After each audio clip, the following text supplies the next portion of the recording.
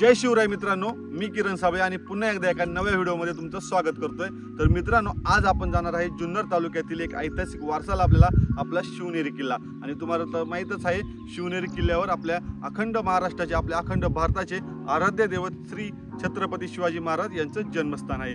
तर या जन्मस्थळाला भेट देण्यासाठी आज आपण जुन्नर तालुक्यातील आपला शिवनेरी जो किल्ला आहे, त्या शिवनेरी किल्ल्यावरती आपण जाणार आहोत। आणि या शिवनेरी किल्ल्याचा संपूर्ण इतिहास तुम्हाला या व्हिडिओच्या माध्यमातून कळेलच आणि तुम्ही व्हिडिओ शेवटपर्यंत पाहाल अशी आशा पण बाळगतो। आणि मित्रांनो, आपल्या चॅनलवर जर नवीन असेल तर चॅनलला सबस्क्राईब पण करून नक्की जा, कारण की खूप कमी लोक सबस्क्राईब करतात, व्हिडिओ पाहतात पण सबस्क्राईब करत नाही। तुम्ही सबस्क्राईब पण करा, कारण की तुमच्या एका सबस्क्राईबरने माझं मोटिवेशन अजून वाढत जातं आणि आपण व्हिडिओ अजून बनवत राहू। तर आजचा विषय आहे आपला शिवनेरी किल्ला। तर शिवनेरी किल्ल्याचा इतिहास आणि शिवनेरी किल्ल्याचं पूर्ण व्हिडिओचं दर्शन या व्हिडिओच्या माध्यमातून तुम्हाला कळेल। त्यामुळे सर्वांनी आपल्या या व्हिडिओला लाईक, शेअर आणि जास्तीत जास्त कमेंट करा। सर्वजणांनी जय शिवराय कमेंटमध्ये लिहा। तर चला आता शिवनेरी किल्ला कसा आहे ते पाहूया आज आपण या व्हिडिओच्या माध्यमातून। चला, ओके, जय शिवराय।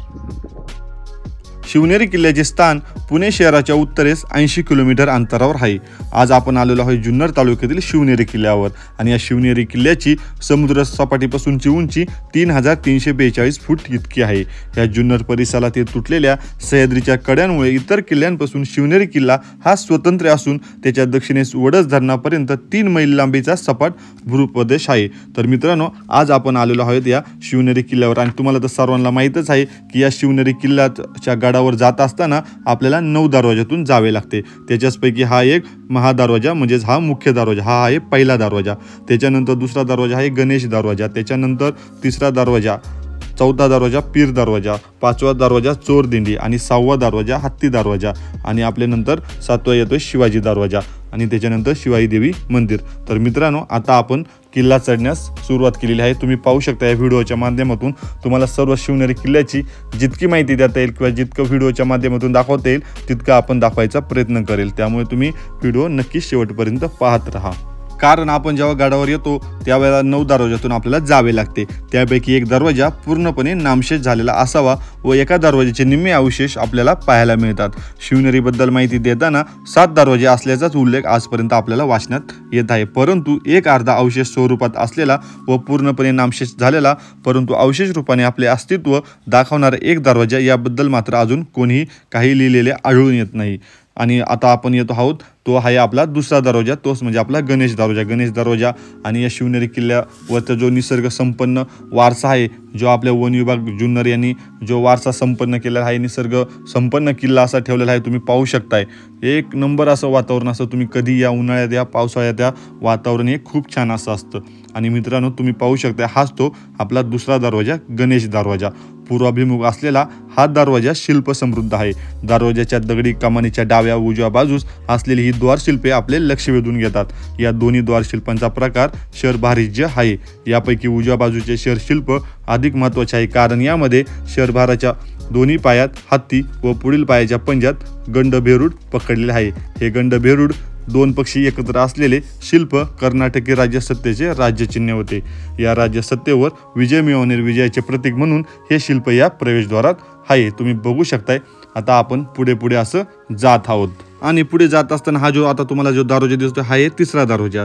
या दरवाजाची खूप पडझड झाली असल्याने डाव्या बाजूची अर्धी कमान शरभर शिल्पासह चांगल्या अवस्थेत असलेली दिसते। या शरभ पायामध्ये तोडे व गळ्यामधील आभूषणांनी सजवलेला व त्यालगतच बुरुज असलेला एक कालखंडात बांधला गेला असावा असा त्याच्यावरून अंदाज करता येईल। आणि हा आहे चौथा दरवाजा पीर दरवाजा, आपण पीराचा दरवाजा पण म्हणतो। या दरवाजालगतची निर्मिती अतिशय भव्य पद्धतीने केलेली आहे। सुमारे 15 ते 18 फूट रुंदीच्या दगडी भिंतीत हे भव्य प्रवेशद्वार उभारले आहे। याच्या भव्य कमानी दोन्ही बाजूने असलेली दगडात घडवलेली नक्षीदार मलमुश्व रेखीव कोनाडे पाहता हा दरवाजा 1656 नंतरच्या काळात मुघली अंमल असताना बांधला गेला असावा असे वाटते। आणि त्याच्यानंतर उंबरा ओलांडून गेल्यानंतर आपल्याला दोन्ही या बघा बाजूला हे एक नंबर असं किल्ल्यावरील सुंदर असा बगीचा दिसतोय। तुम्ही पाहू शकताय हा किल्ल्यावरील सुंदर असा बगीचा आहे। आणि या बगीच्याच्या पुढे जर आपण थोडंसं पुढे गेलो तर डाव्या साईडलाच चोरदिंडी दरवाजा पण तेथेच आहे। तर चोरदिंडीचा मार्ग सुद्धा आपल्याला सर्व या व्हिडिओच्या माध्यमातून दिसेलच। तुम्ही ही व्हिडिओ शेवटपर्यंत पाहत राहा। तुम्ही पाहू शकताय हे आपलं जे जुन्नर वन विभाग आहे किंवा जे आपलं हे जे सरकार आहे, शासन आहे, हा शिवनेरी किल्ला किती छान असं ठेवायचं तुम्ही काम केलेलं आहे, तुम्ही पाहू शकताय. आणि येथेच खालच्या डाव्या बाजूला चोरदिंडी हा दरवाजा पण येथेच आहे. तर तुम्ही पाहू शकताय या आपल्या शिवनेरी किल्ल्याच्या छान अशा किती पायऱ्या आणि सुशोभीकरण. तर एक नंबर असा किल्ला आहे. तुम्ही शिवजयंतीला जर शिवनेरी गडावर जर येणार असाल तर तुम्ही या किल्ल्याची भव्यता आणि सुंदरता नक्कीच मनापासून पाहायला तुम्हाला भेटेलच.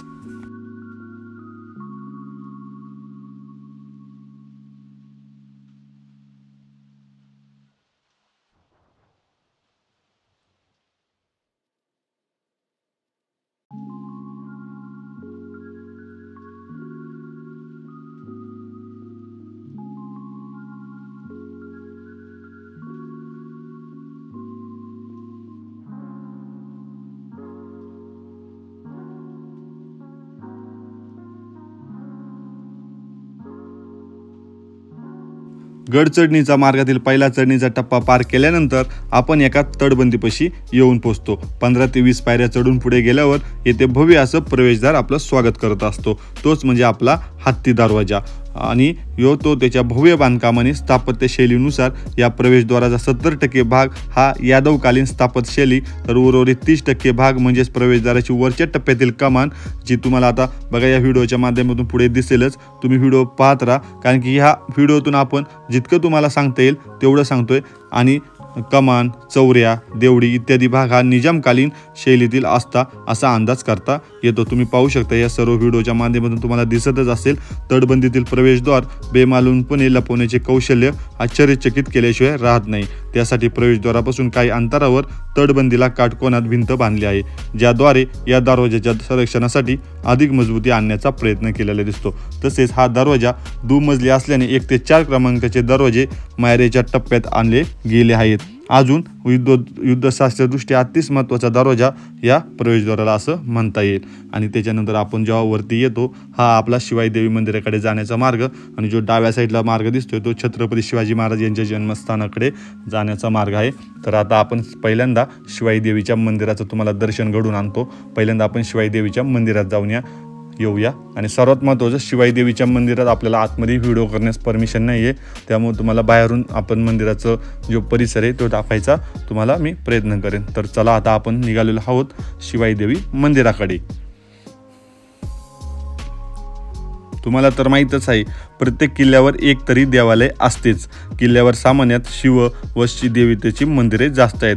उदाहरणार्थ पुरंदर किल्ल्यावर केदारेश्वर, हरिश्चंद्रगडावर हरिश्चंद्रेश्वर, विशाळगडावर अमृतेश्वर, सिंहस्थानगडावर कोंढाणेश्वर, राजगडावर रामेश्वर, रायगडावर जगदीशेश्वर अशी अनेक नावे सांगता येतील. किल्ल्यांच्या देवीचाही मंदिर आहेत. उदाहरणार्थ तोरणा किल्ल्यावर तोरणजाई, गंगाजाई, जीवधन किल्ल्यावर जीवाबाई, पुरंदर किल्ल्यावरील लक्ष्मी, कोरीगडावरील वाघजाई व शिवनेरीवरील शिवाई देवी. तर आपण या शिवाई देवीच्या कडेच आता जात आहोत. ते मंदिर तुम्हाला दाखवतो मी. शिवाई देवी जुन्नर परिसरातील आदिवासी, ठाकर, कोळी समाजाची कुलदेवता आहे. देवीचे मंदिर एका कड्याजवळ डोंगरात कोरलेले बौद्ध लेण्यांमध्ये असून ते 2 विभागांमध्ये आहे. तुम्ही पाहू शकताय हाच तो शिवाई दरवाजा. आपण आता याच्यातून आतमध्ये जात आहोत. हाच तो शिवाई दरवाजा तुम्ही पाहू शकताय. सर्व या व्हिडिओच्या माध्यमातून किती छान असा शिवाई दरवाजा आहे. आणि तुम्ही आत जर गेला या मंदिराच्या आत, आता व्हिडिओ तर आपण काढू शकलो नाही, पण तुम्हाला थोडीशी माहिती देतो. कारण की जे गर्भगृह आहे हे प्राचीन असून मंदिराचा सभामंडप पेशवेकालीन धाटणीचा व महिरप, लाकडी अलंकृत खांब इत्यादींनी युक्त आहे.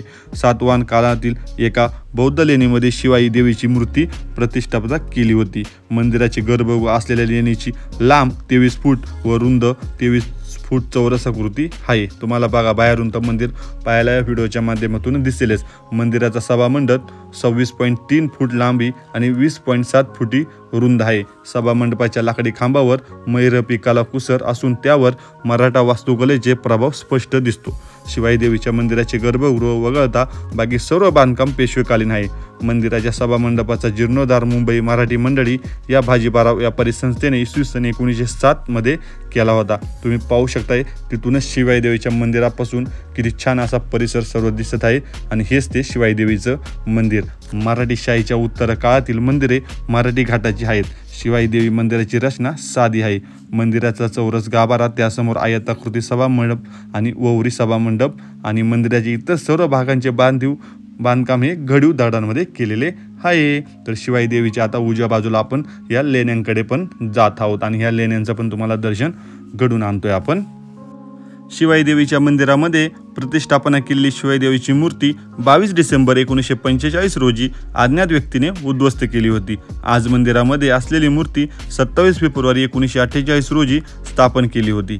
शिवाई देवीच्या पूजेसाठी पुजाऱ्यास आर्थिक मदत म्हणून महाराष्ट्र शासनाकडून वार्षिक 4000 रुपये, छत्रपती शाहू महाराज सातारकर यांच्याकडून मंदिरामध्ये अखंड दीप प्रज्वलित ठेवण्यासाठी वार्षिक 40 रुपये, शिवनेरी किल्ल्याच्या दक्षिणेकडील पायथ्याच्या कुसूर गावातील ग्रामस्थांकडून मंदिरात वार्षिक 5 मन धान्य, जुन्नर वन विभागाकडून पुजाऱ्या शिवनेरी किल्ल्यावर 4 गायी चारण्याची परवानगी इत्यादी प्रकारची मदत दिली जात होती।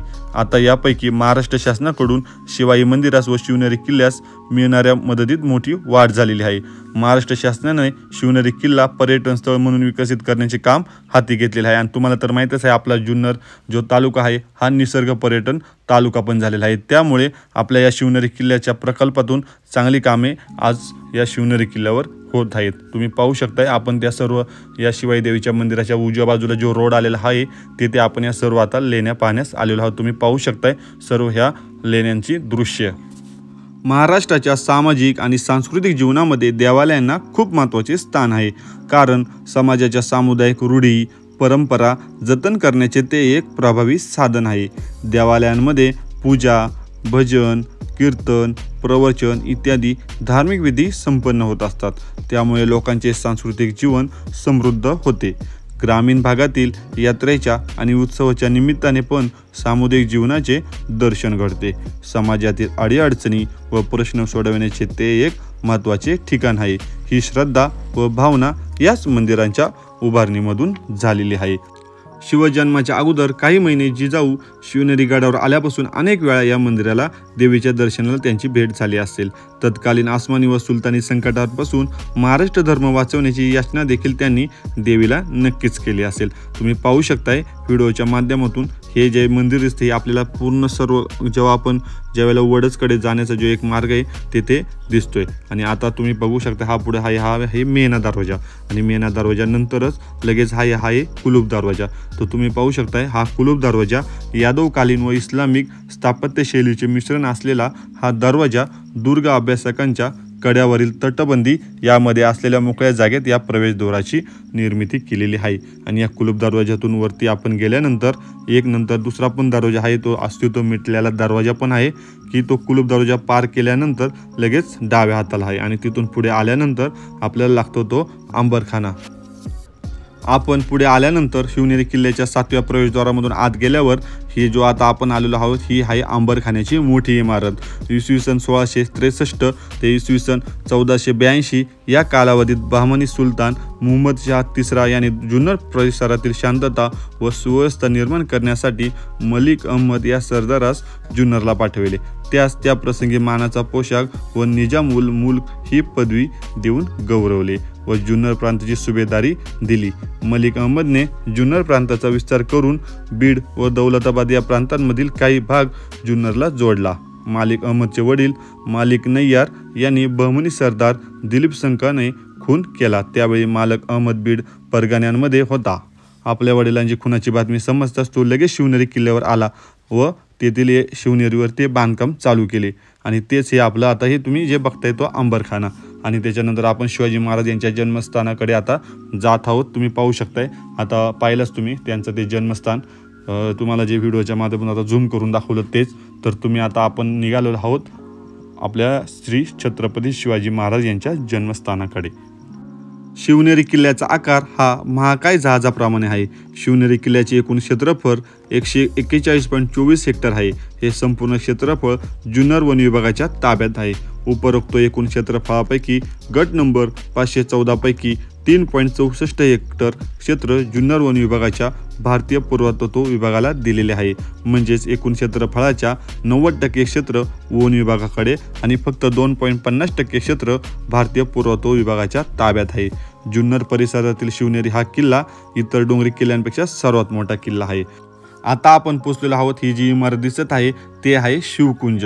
27 एप्रिल 1960 रोजी या पवित्र इमारतीमधून शिवजन्म सोहळा साजरा करून त्यावेळी शिवजन्मतिथी ही 27 एप्रिल मानली जात होती आणि आता ती आपण 19 फेब्रुवारी 1630 अशी पुराव्यांसह मान्य करण्यात आली आहे. महाराष्ट्र राज्याचे स्वागत करावे असे येथून याच इमारतीतून ठरवण्यात आलेले होते.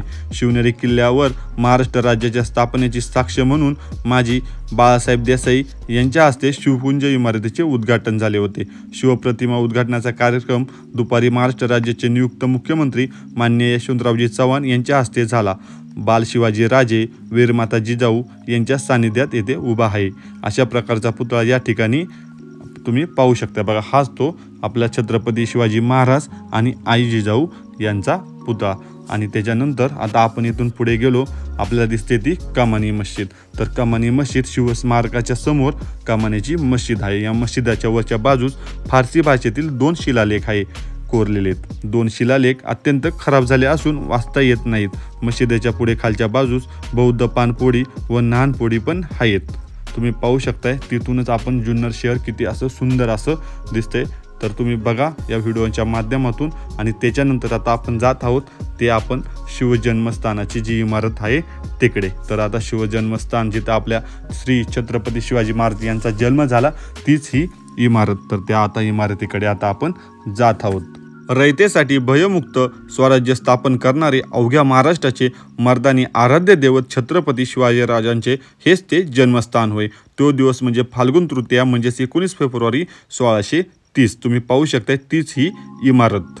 आस्ते कदम आस्ते कदम आस्ते कदम महाराज गणपती गजाश्वपती प्रजापती स्वर्णरत्न श्रीपती अष्टवधान जागृत अष्टवधान वेक्षित न्यायालंकार मंडित शस्त्रास्त्र शास्त्र पारंगत राजनीती धुरंधर प्रौढ प्रताप पुरंदर क्षत्रिय कुलावतंस सिंहासनाधीश्वर महाराजाधिराज योगीराज श्रीमंत श्री श्री श्री राजा शिवछत्रपती महाराजांचा विजय असो. राजा शिवछत्रपती महाराजांचा विजय असो. 19 फेब्रुवारी 1630 तो महाराष्ट्र धर्माच्या भाग्याचा दिवस. बालशिवबांच्या बाललीला अंगा खांद्यावर खेळवणारा हाच तो 64 वाडा, जेथेच आपले आराध्य दैवत श्री छत्रपती शिवाजी महाराज यांचा पहिला श्वास पहिला हुंकार बाळराजांनी ज्या ठिकाणी घेतला त्या वास्तूसमोर नतमस्तक होताना आजही अंगावर रोमांच उभं राहिल्याशिवाय राहत नाही. आणि त्या वाड्याचे मुख्य प्रवेशद्वार पूर्वीच्या बाजूला डाव्या हातावर असलेल्या कोपऱ्यातील बांधलेल्या पायऱ्या व उंबऱ्याचा दगड पाहून आपल्याला अंदाज करता येतो. आणि चौ बांधून बांधलेले हे 1 मजली किंवा 2 मजली इमारत म्हणजेच चौसुपी वाडा. यापैकी पूर्व दिशेला कोपऱ्यातील 2 मजली इमारत आजही ही बघा किती अशी छान अशी डौलात उभी आहे. आणि तुम्ही पाहू शकताय इथे आल्यावर आपल्याला अंगावरती रोमांच उभा राहिल्याशिवाय राहत नाही. त्यामुळे सर्वांनी कमेंटमध्ये टाका छत्रपती शिवाजी महाराज की जय. जय शिवराय. पाहू शकताय शिवजन्मस्थानाला भेट देण्यासाठी खूप अशा सहली पण येत असतात. आणि आता शिवजन्मस्थानाच्या चौसोपी वाड्याच्या उत्तरेला 10-15 पावले पुढे गेल्यावर बदामी सदृश आकार असलेला व सध्या कोरडा पडलेला तलाव आपले लक्ष वेधून घेतो. ते त्याचे चिरेबंदी बांधकाम, मधोमध असणारा दगडी बांधकामातील स्तंभ, एका बाजूला तळापासून बांधलेला देनकाम आणि त्यावरील बैठकीच्या जागेचे अवशेष असणारा जपणारा आजही आपल्याला आता इथे बदामी तलाव दिसत आहे. तुम्ही पाहू शकताय हाच तो पुढे बघा तुम्हाला व्हिडिओच्या माध्यमातून दिसतच असेल हाच तो बदामी तलाव. आणि त्याच्यानंतर पुढे उत्तर दक्षिण पसरलेल्या शिवनेरी गडाचे उत्तरेकडेचे टोक म्हणजेच कडेलोट होय. मध्ययुगीन कालखंडात गुन्हेगारांना देहांताची शिक्षा फरमावल्यास या भागाचा वापर केला जात असे. तरी सुद्धा किल्ले शिवनेरीच्या कडेलोटाचा वापर अगदी क्वचित झाल्याच्या इतिहासात नोंदी पाहायला मिळतात. तर मित्रांनो, तर तुम्हाला जितक्या या व्हिडिओच्या माध्यमातून मला माहिती देता आली तेवढी मी माहिती दिली. त्यामुळे तुम्ही कधी शिवनेरी किल्ल्यावर आला तर आपल्या नक्की जुन्नर तालुक्यातील शिवनेरी किल्ल्याला नक्की भेट द्या. ओके मित्रांनो, बाय बाय मित्रांनो. जय शिवराय आणि धन्यवाद मित्रांनो.